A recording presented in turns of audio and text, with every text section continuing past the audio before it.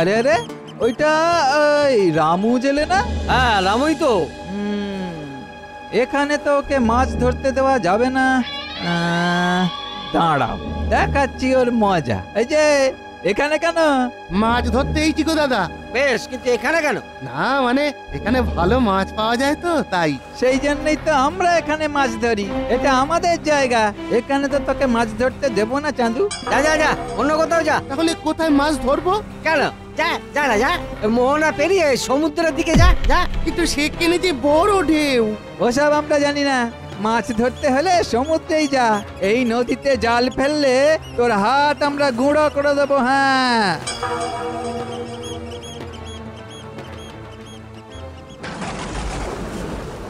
ওরে বাবা, ওরে বাবা রে, ঢেউ রে বাবা। এ তো নৌকা উল্টে যাওয়ার জোগাড়। কি ভুল করে যে এই সমুদ্রে মাছ ধরতে গেলাম। মাছ না ধরে বাড়ি ফিরে গেলে বরং প্রাণটা বাঁচত।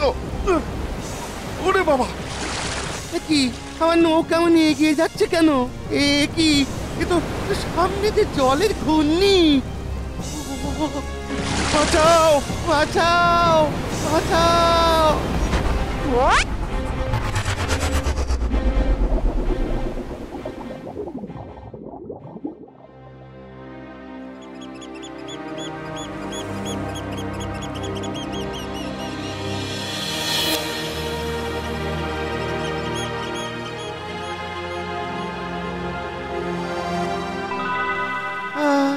আমি কোথায়? আমি কি মরে গেছি? বাবা না না না, তাহলে হয়তো আমি বেঁচেই আছি। ও এই তো, আরে এই পিঁপড়েটাই তো কামড়েছে। আরে এইরকম সোনার রঙের পিঁপড়ে তো আগে কখনো দেখিনি।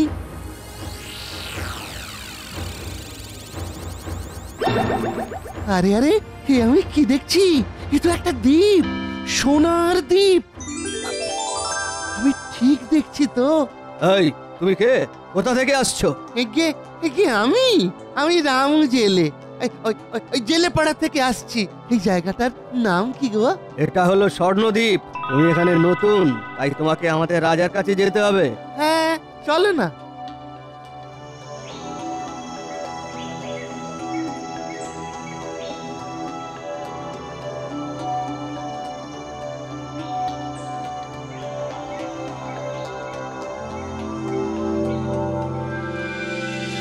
প্রণাম রাজামশাই। এই লোকটা সমুদ্রের ধারে দাঁড়িয়েছিল, তাই একে আপনার কাছে নিয়ে এসেছি হুজুর। তা তুমি এখানে এলে কিভাবে? রাজামশাই,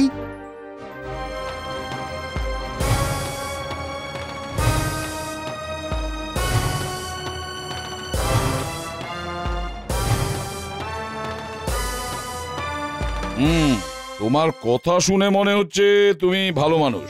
আসলে ওই জলের ঘূর্ণি তোমাদের পৃথিবী থেকে আমাদের স্বর্ণরাজ্যে আসা যাওয়ার রাস্তা।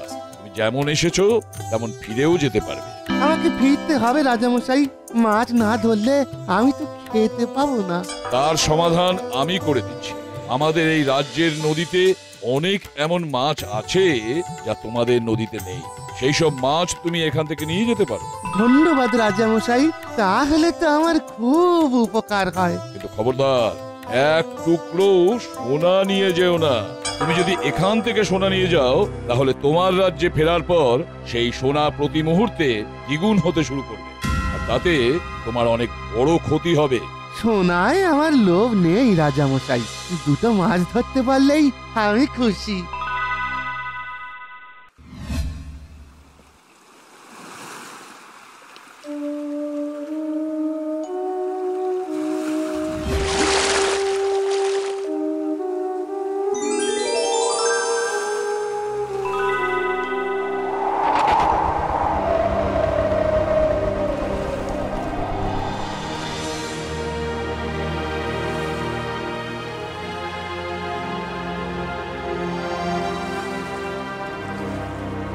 ওই দেখ, এই রামু জেলের নৌকায় কত মাছ? তাই তো দেখছি রে। এই কোথা থেকে এত মাছ পেলো বলতো?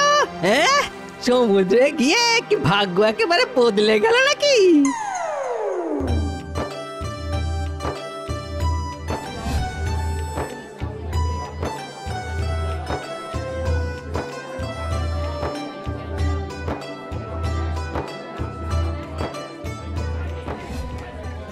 দাদা দাদা, ওই মাছটা, ওই মাছটা, আরে ওইটা আমাকে দাও না।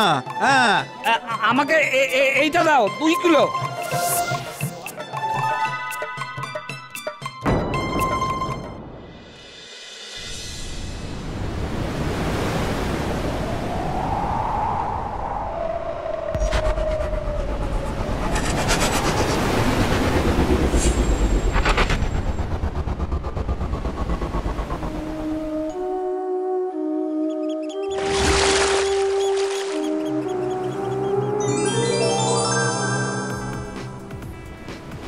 আচ্ছা, এই ব্যাপার তাহলে। তার মানে ওই ঘূর্ণির ভেতরেই মাছ আছে। এই চল চল চল, তাড়াতাড়ি চল।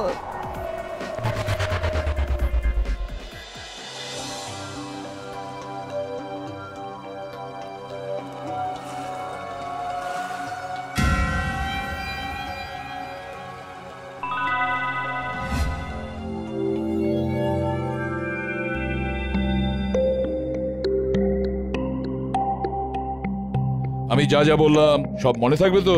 হ্যাঁ, সব মনে থাকবে।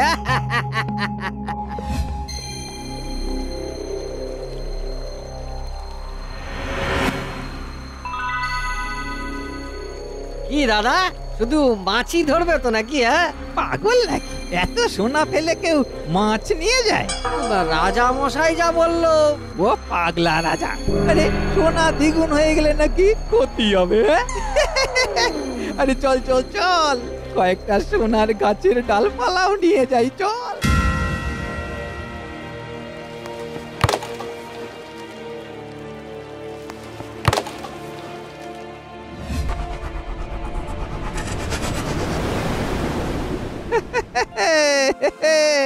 এই তো চলে এলাম সোনা নিয়ে। কি ক্ষতিটা হলো? হ্যাঁ, যত সমাজ গুবি কথা। তা যা বলেছো, এবার সোনা দ্বিগুণ হতে থাকবে, আর আমাদের খাটতে হবে না। সারা জীবন শুধু বসে বসে খাও। এই তো দ্বিগুণ হতে শুরু করেছে। কি কি হঠাৎ এরকম ঝড় উঠলো কেন? কি নৌকা নৌকা যে নদীর মাঝখানে চলে এলো। যা ও দাদা, ও দাদা, নৌকো তো ডুবতে শুরু করলো গো। এবার কি হবে গো? বলছি সব সোনা ফেলে দাও, তাহলে ফেলে দাও, ফেলে দাও, তাহলে প্রাণে মারা পড়বো যে, ফেলে দাও। না, সোনায় আমি ফেলবো না। হ্যাঁ, দেখো আবার বাড়ছে। আরে বাঁচাও, আরে বাঁচাও, কে কোথায় আছো? বাঁচাও। এই না না না না না, সোনা আমি যেতে দেবো না। সোনা আমার, আমার সোনা, আমার সোনা। মাঝিদের নৌকা একসময় ডুবে যায়। তারা লোভের পরিণাম ভোগ করে। ওদিকে রামু সোনার লোভ না করে শুধুমাত্র মাছ বিক্রি করে অনেক অনেক বড় লোক হয়ে যায় আর আরাম করে বাকি জীবনটা কাটাতে থাকে।